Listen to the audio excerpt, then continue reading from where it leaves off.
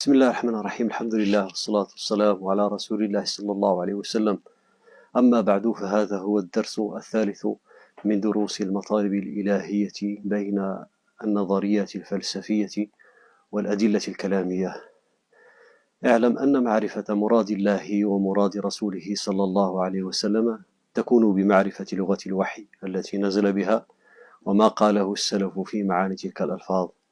فإن الرسول صلى الله عليه وسلم لما خاطبهم بالكتاب والسنة عرفهم ما أراد بتلك الألفاظ، فكانت معرفة الصحابة لمعاني الوحي أكمل من حفظهم لحروفه، وقد بلغوا تلك المعاني إلى التابعين أعظم مما بلغوا حروفه. فإن المطالب الإلهية والصفات النفسية التي يحتاج إليها كل مسلم لابد أن يكون الصحابة أعلم بها، فإن معرفتها أصل الدين، فمذهبهم أسلم وأعلم وأحكم، لا كما يدعيه المخالفون المتخلفون باختلاف نحلهم ومذاهبهم. حتى قال أهل التصوف إن السلف ما حققوا المقامات والأحوال لانشغالهم بالجهاد والقتال. وبنحوه قال أهل السياسة والإمارة إن الصحابة لم يمهدوا قواعد الحكم والسياسة. وهكذا قال المعطلة من المتكلمين، قالوا طريق السلف أسلم وطريق الخلف أعلم. فهذه دعوى ظاهرة البطلان عارية عن البرهان، جمعت بين الكذب بنسبتهم إلى التفويض وبين تجهيل السلف وانتقاصهم كذلك. فلا يجوز أن يكون المخالفون أعلم من السالفين كما يقول كثير من المتكلمين ممن لم يقدر السلف وانبهر بمغالطات الخلف، وإنما أوتوا من جهة أو من حيث ظنوا أن طريقة السلف هي مجرد الإيمان بألفاظ القرآن والحديث من غير فقه، لذلك بمنزلة الأميين الذين قال الله فيهم ومنهم أميون لا يعلمون الكتاب إلا أماني وإنهم إلا يظنون. وأن طريقة الخلف هي استخراج معاني النصوص المصروفة عن حقائقها بأنواع من المجازات وغرائب اللغات. فهذا الظن الفاسد أوجب تلك المقالة التي لازمها نبذ الإسلام وراء الظهر.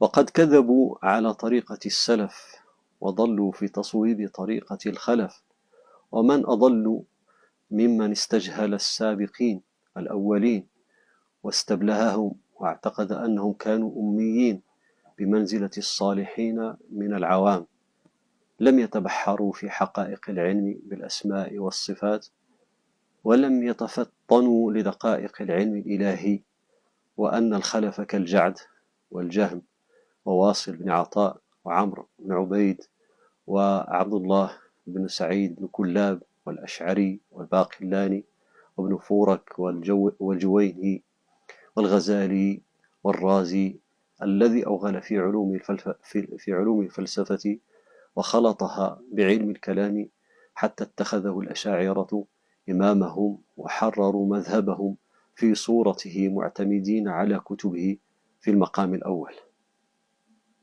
فجعل هؤلاء وأضرابهم أعلم بالله وما يجب له وما يجوز وما يمتنع، وأنهم حازوا قصب السبق في هذا كله، فهذا في غاية الجهالة ونهاية الضلالة. وتالله ما امتاز هؤلاء عن السلف إلا بالتكلف والاضطراب في الدين، فلا شفوا عليلا ولا رووا غليلا، وقد ضلوا وأضلوا.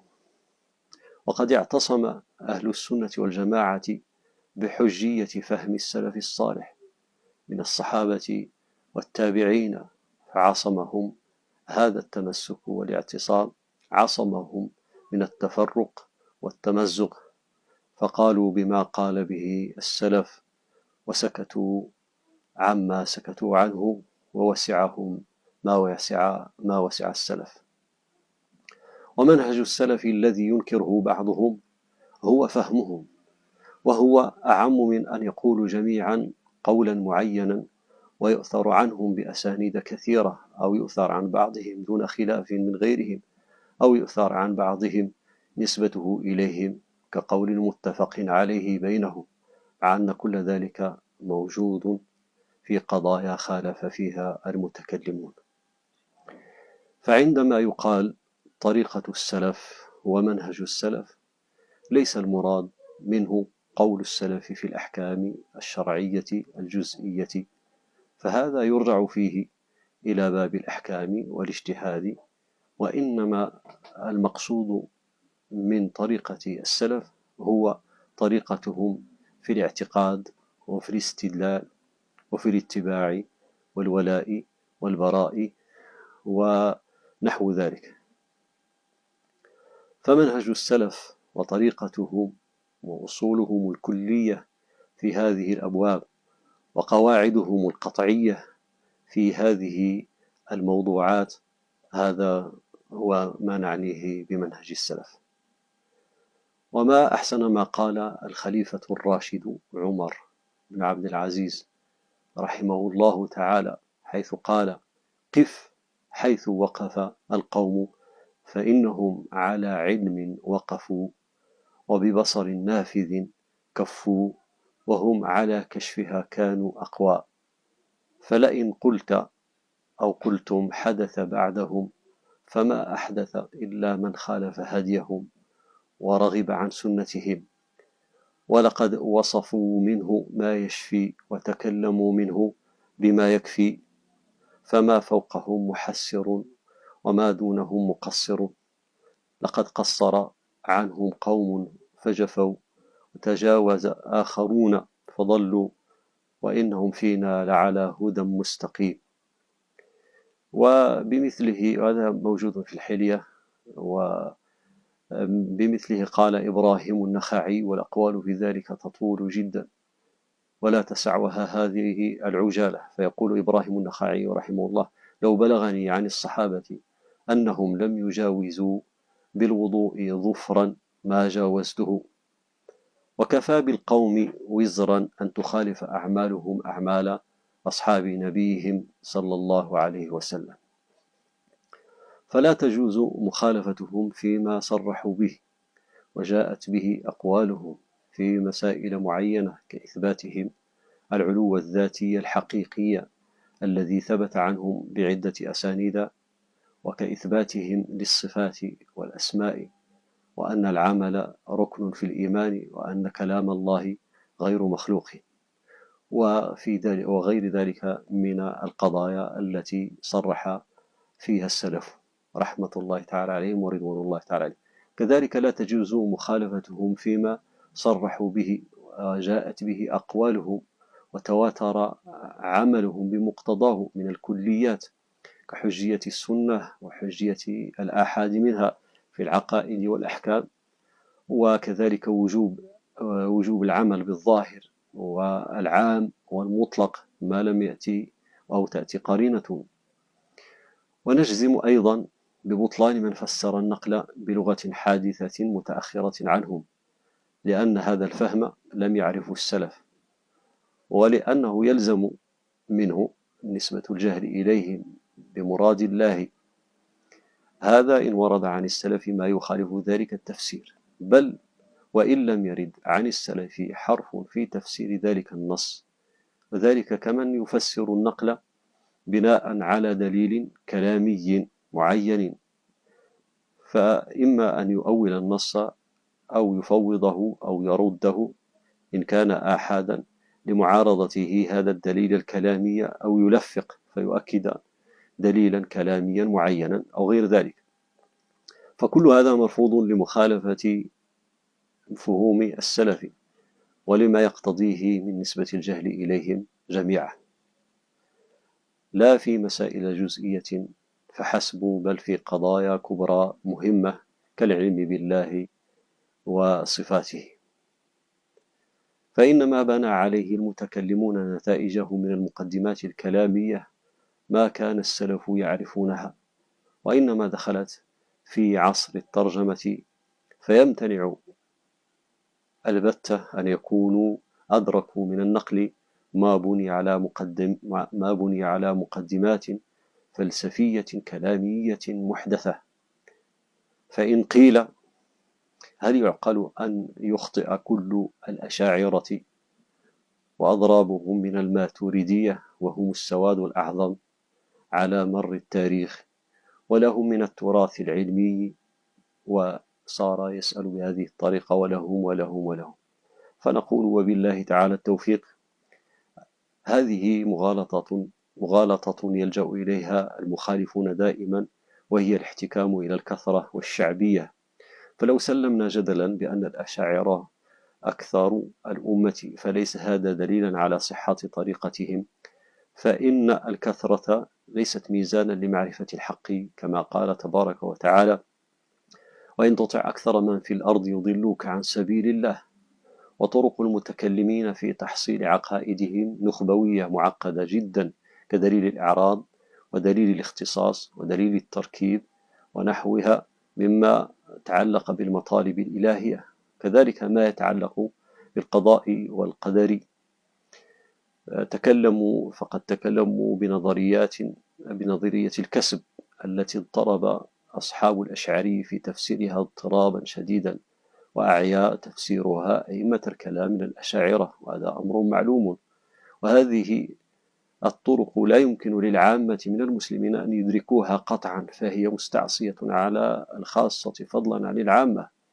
فلا يمكن للعامي المنتسب للأشعرية أن يقرر عقيدته على طريقة أئمة الأشعريين، فلا يمكن وصف عوام المسلمين وإن انتسبوا للمدرسة الأشعرية بأنهم على عقيدة الأشعري. فقد وقع النزاع بين الأشاعرة أنفسهم في وصف العامي بالإيمان، واختلفوا في حكم إيمان العوام الذي لم ينبني على دليل الأعراض والحدوث، بين مكفر له ومؤثم ومصحح لإيمانه واصف له بكونه غير كامل. ومنهم من اضطرب وتحير في الحكم عليهم، كما سيأتي تفصيله فصلا بحول الله وقوته. وهذه المغالطة أي الاستدلال بالكثرة ما ظهرت إلا بعد انصرام القرون المزكاة الفاضلة، وبقوة السلطان أيضا، متناسين أننا نحقق انتسابنا للقرون المزكاة التي لم يزك غيرها، والتي فهمها حجة على من بعدهم نقلا وعقلا وإشباعا وقياسا. وما للأشاعرة من شروح ومؤلفات فلا تثريب علينا في الاستفادة منها، بل والاستفادة من غيرها من مؤلفات سائر الملل والنحال، ولا يلزم من ذلك أنهم على الحق في كل شيء. وتراث الأمة كله منبن على جهود السلف، فمنة السلف عليهم أولا قبل أن يمنوا على غيرهم. ومجموع تراثهم وعلمائهم لا يوزن بهؤلاء الذين ننتسب إليهم، فهم المعيار على غيرهم، ولا شيء من تراثهم أو أئمتهم ميزان لنا ولا لأي مسلم باتفاق. ثم إن أئمتهم وعلماءهم ممن تأخر لا يدانون في المكانة العلمية مجتمعين بعضا من أئمة السلف. ثم إنهم هم أنفسهم كانوا قلة في زمان، فيقبلون أن يحتج عليهم بالكثرة، وأن يقوم أحد فيحتج عليهم بكونهم أقل الأمة وأن مخالفهم أكثر الأمة. وغالب تراث هؤلاء ومن وافقهم هم موافقين فيه للحق في الجملة، غالبه في شروح لغوية أو علوم آلة أو مقاصد شرعية أو قواعد فقهية، بل حتى في أصول الدين فكلامهم فيه ليس كله بدعيا أو كفريا. وفي هؤلاء المؤلفين والشراح من تأثر ببيئته وشيوخه، وليسوا ممن أسس علما أو استقل بعلم، بل ما أصابوا فيه مأخوذ عن السلف ومن تراثهم ما هو مأخوذ عن الطوائف الضالة الأخرى كالمعتزلة. وما عرف الأشاعرة المنطق والكلام إلا من المعتزلة، وللمعتزلة اليد الطولى في اللغة العربية نحوا وبلاغة، وهذا لا يمنع انتقاد المعتزلة ونقض حججه. وإذا ذهبت إلى الفقه وأصوله وإلى الحديث ورجاله وإلى القرآن وعلومه فأئمة السلف، ومن أئمة السلف أخذ بلا نزاع ولا خلاف، ومنهم الأئمة الأربعة أيضا، أئمة الفقه والدين، والأشاعرة والماتريدية أنفسهم لا يزالون يقررون ضرورة اتباع الأئمة الأربعة، ويقررون وجوب الانتساب إليهم، وفي الحقيقة هم أبعد عن عقيدة الأئمة الأربعة. ثم لو فتشت عوام الناس الذين هم على الفطرة، والذين هم على الفطرة هذا صفة كاشفة ليست قيدا، لو فتشت عوام الناس الذين هم على الفطرة فإنك تجدهم على فهم السلف، لا يعرفون شيئا من أصول الأشاعرة ولا الماتريدية. وهذا حال كثير من المبتدعة عندما يفقدون الحجة وتنقطع بهم السبل ويعدمون من كلام الله ورسوله صلى الله عليه وسلم وأقوال الصحابة والتابعين ما يوافق بدعهم، فإنهم يعمدون إلى إقناع أتباعهم من العامة بكونهم السواد الأعظم. وأما احتجاج بعضهم بحديث روي عن النبي صلى الله عليه وسلم: إن أمتي لا تجتمع على ضلالة فإذا رأيتم اختلافا فعليكم بالسواد الأعظم. هذا حديث هو عند ابن ماجه، وهو حديث مردود رواية ودراية، فمن جهة الرواية فضعيف جدا، ومن جهة الدراية فقد تقدم أنهم ليسوا السواد الأعظم. ثم إن معنى الحديث على التنزل بصحته هو عدم الخروج على الحاكم وعدم نزع اليد عن طاعته ووجوب الاجتماع عليه.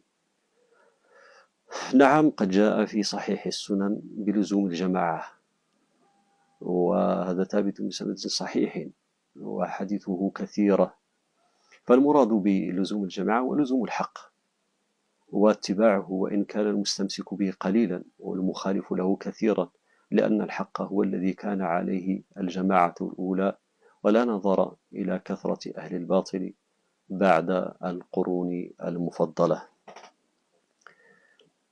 ولما كان الوحي هو المعيار الأحق والأهدى والأصدق في الدلالة على المطالب الإلهية، كان ما وصف الله به نفسه ووصفه به نبيه صلى الله عليه وسلم واجب الاتباع وواجب الانصياع، كما يجب نفي ما نفاه الله عنه ونفاه عنه نبيه صلى الله عليه وسلم.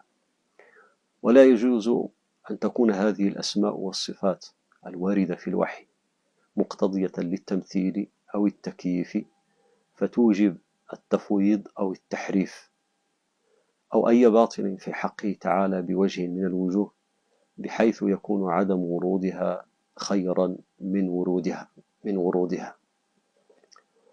وقد علم أن طريقة سلف الأمة وأئمتها إثبات ما أثبته النقل من الصفات من غير تكييف ولا تمثيل، ومن غير تحريف ولا تعطيل. كذلك كانوا ينفون عنه ما نفاه عنه رسوله صلى الله عليه وسلم، ينفون ما نفاه عنه رسوله صلى الله عليه وسلم من غير إلحاد في أسمائه تعالى وآياته. فالنقل هو المرد في النزاعات في النفي والإثبات وفي سائر ما أحدثه الناس من الاصطلاحات، فما وافق الوحي فهو حق، وما خالفه فهو باطل، وما كان من الألفاظ مجملا يحتمل ما يوافق مقصود الوحي وما يخالف لم يقبل مطلقا ولم يرد مطلقا، بل يقبل من هذه الألفاظ ما وافق الوحي ويرد ما خالفه. وينكر اللفظ البدعي، ينكر، إنما يقبل المعنى الحق ويرد المعنى الباطل، وأما اللفظ فإنه ينكر لكونه بدعيا. وهذه سبيل من اعتصم بالعروة الوثقى لا انفصام له. فالنجاة في الاعتصام بالنقل دون خوض في المطالب الإلهية بطرق بدعية، وإلا تخبطته أمواج الشبه والبدع والكفريات، وآل أمره إلى تكييف أو تمثيل أو تحريف أو تعطيل.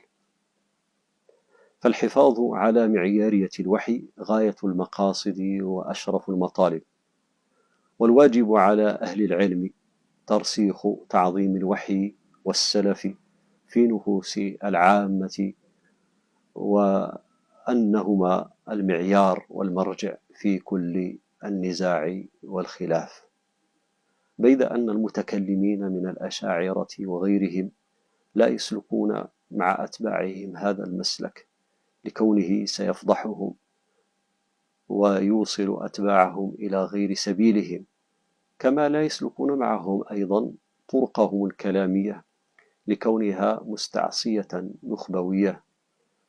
فلم يجدوا إذن ملجأ إلا أن يرسخوا في أتباعهم وجوب التقليد أو الإيمان العام وزخرفة الكلام، وأنهم السواد الأعظم، وهذا لا شيء في ميزان العلم، وقد سلكته الرافضة مع أتباعها، وسلكه كل بدعي وكل صاحب ملة ومذهب ونحلة.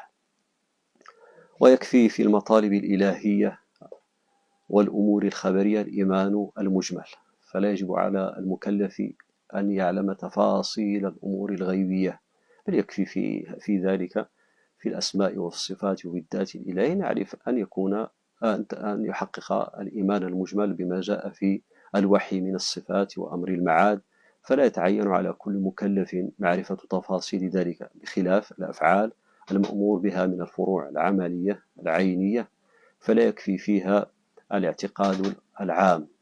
فمن استوفى القدر المجمل في الغيبية فلا شيء عليه بعد ذلك.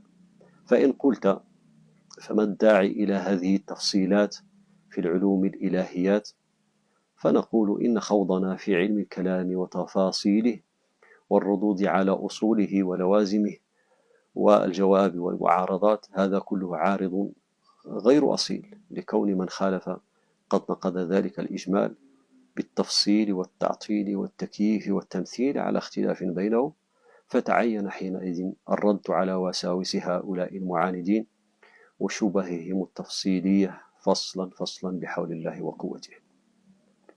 واعلم أن الوحي قد هان في نفوس هؤلاء، وصار ما أنتجته عقولهم على اختلاف فيه عنيف بين الطائفة الواحدة فضلا عن سائر الطوائف، بل تجد الطائفة الواحدة، بل تجد العالم الواحد من علمائهم يختلف في كتبه، بل تجده في الكتاب الواحد مختلفا، وهذا سنقف عليه بحول الله وقوته. فضلا عن سائر الطوائف صار نتاج عقولهم حكما وميزانا لما يصح ويقبل من ظواهر النصوص وأحادها، وطفقوا يحاكمون الوحي إلى معارف ومقاييس يقرون أنها عن الفلاسفة أخذت وعلى يد الزنادقة نسجت، ولم تؤخذ عن الأنبياء ولا القرون الأصفياء. وليت شعري فقد قطعوا عن الوحي مهمة البيان والإنباء في أهم مطلوب وأسمى مرغوب.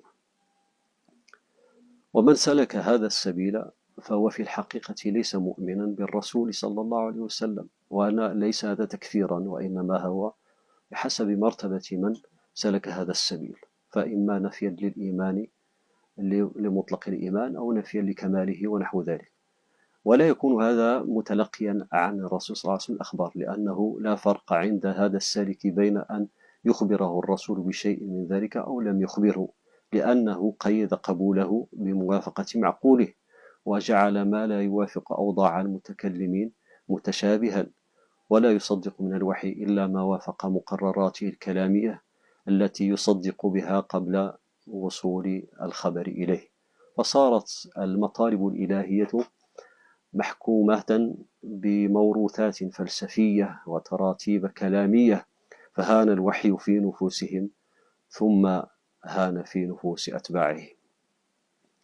ومن أمثلة ذلك نسبتهم الخداع إلى الوحي والقصد إلى تضليل أكثر الخلائق، وقد جاء ذلك صريحا في كلام الرازي في أساس التقديس وفي المطالب العالية، وجاء أيضا في كلام الغزالي في إلجام العوام عن علم الكلام، وأيضا جاء عن ابن الجوزي في دفع شبه التشبيه، وابن جماعة في إيضاح الدليل، كذلك التفتزاني في شرح المقاصد، وفي كلام غيرهم وكثير معلوم، حيث جعلوا نصوص الصفات من قبيل التورية. والتورية هي ذكر لفظ مفرد له معنيان على سبيل الحقيقة، له معنى كلاهما على سبيل الحقيقة، أو أحدهما على سبيل الحقيقة والآخر على سبيل المجاز. أحد هذين المعنيين قريب متبادر إلى الذهن، يسبق إلى الذهن وهو غير مراد للمتكلم، والآخر بعيد خفي وهو المراد للمتكلم، لكنه يخفيه عمدا بالمعنى القريب ليسبق ذهن السامع إليه. وهذا من المتكلم إلغاز وتعمية وتعمد لستر المعنى الحقيقي المراد، وهذا يقبح بلاغيا أصلا إلا لداع بلاغي يقتضيه حال المتلقي، ويترجح فيه مصلحة خداعه على التصريح له، فهي من المعاريض والإيهام. وحكمها من حيث الفقه أنها تكره شرعا إلا إن دعت مصلحة شرعية راجحة إلى خداع المخاطب، أو حاجة لا مندوحة عنها إلا بالكذب، فلا بأس بها حينئذ. وإن لم يكن شيء من ذلك فهي مكروهة، لكنها تحرم إن توصل بها إلى إحقاق باطل أو إبطال حق. فجعل هؤلاء وأضرابهم نصوص الصفات من التورية، لأن أحد احتماليها وهو الظاهر غير مراد. ومن أمثلة ذلك حتى يتضح قوله تعالى الرحمن على العرش استوى، فإن معناه القريب المورى به، ليس هو المراد، المورى به ما يقتضيه ظاهر اللفظ استوى، وهو العلو والارتفاع الذاتي، ومعناه البعيد المورى عنه وهو المراد عنده هو القهر والغلبة. ومثال أيضا اليد في القرآن والسنة، فإن المتبادر من اليد معلوم، والمراد بها عندهم القدرة أو النعمة.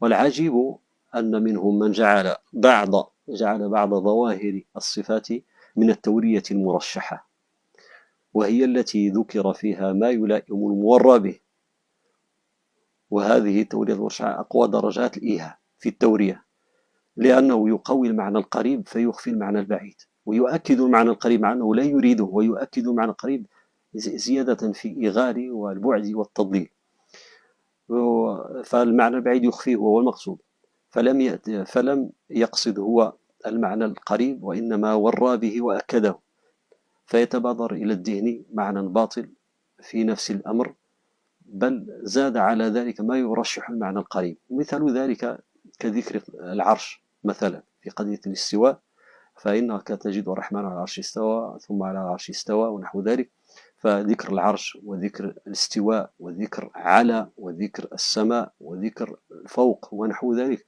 كل هذا في تقرير قضية الاستواء. يقول لك ويقولون بأن هذا كله من باب التورية المرشحة إغالا في تضليل السامع. وكذلك ذكر القبضة والطي واليمين والأخذ والإمساك والأصابع والكف في تأكيد صفة اليد.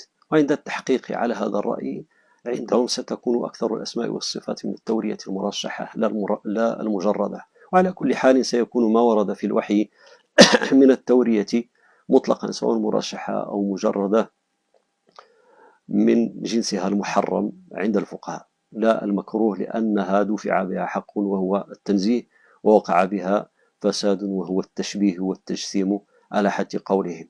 وقرائن معرفة المعنى المراد ليست واضحة ولا سهلة، بل هي خفية مستعصية معقدة على خاصة الخاصة، وليست مما يفقهها كل أحد، وإبطال ذلك بحول الله سيأتي بالتفصيل بعونه تعالى وقدرته. وهذا الإلغاز والغموض مما ينأى عنه الوحي في الأحكام، فكيف بما هو أشرف من ذلك وهو ما يتعلق بالمطالب الإلهية. والقرآن قد تمدح بالبيان، فكيف ينسب إليه الغموض والتورية والخداع؟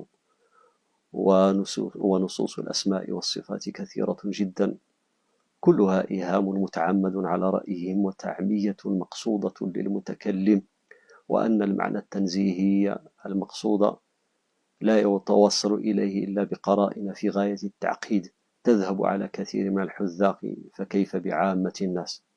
فهذا في غاية الإلباس. وقالوا أيضا لما كان التنزيه عن الجهة مما تقصر عنه عقول العامة حتى لا تكاد تجزم بنفي ما ليس في حتى تكاد تجزم بنفي ما ليس في جهة، كان الأنسب في خطابهم والأقرب إلى اصطلاح العامة واللائق بدعوتهم إلى الحق ما يكون ظاهرا في التشبيه، وكون الصانع في أشرف الجهات مع تنبيهات دقيقات على التنزيه المطلق عما هو من سمات الحدوث. فالعامي المقصود منه هو جره إلى التوحيد وترك عبادة الأصنام والأوثان، وإن اعتقد أن الله في جهة فإن الشرع يؤكد له ذلك ويوريه، بمعنى يظهره له ويوري عنه المعنى الحقيقي تليينا له.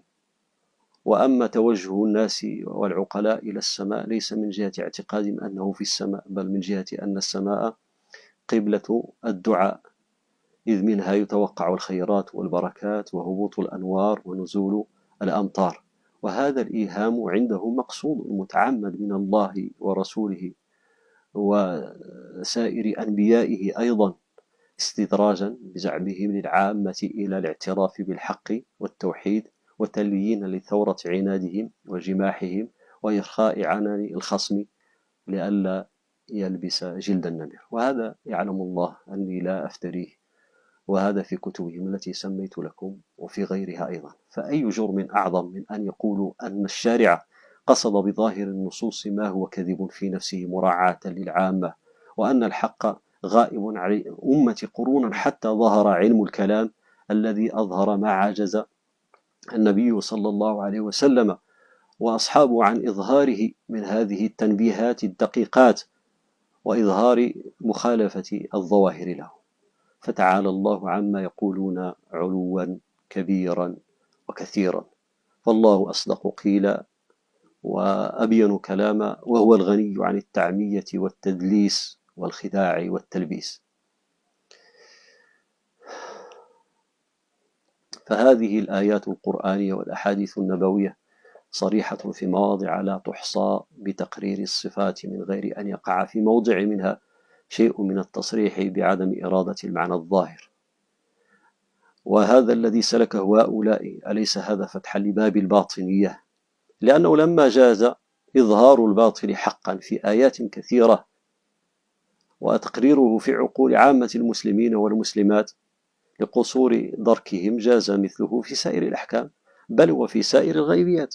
فلا مانع أن يقال، وقد قيل، فلا مانع أن يقال لا عذاب جسماني في الآخرة، ولا نعيم، ولا جنة، ولا نار، ولا بعث، ولا نشور، ولا صراط، ولا ميزان، ولا غير ذلك، كما فعل الباطني وكما فعل غيره، وقد فعل المعتزلة في كثير من الغيبيات مثل هذا كعذاب القبر والمعراج وغيرها، فعلوا هذا أيضا. فإذا جاز ذلك في الأسماء والصفات جاز أيضا في غيره.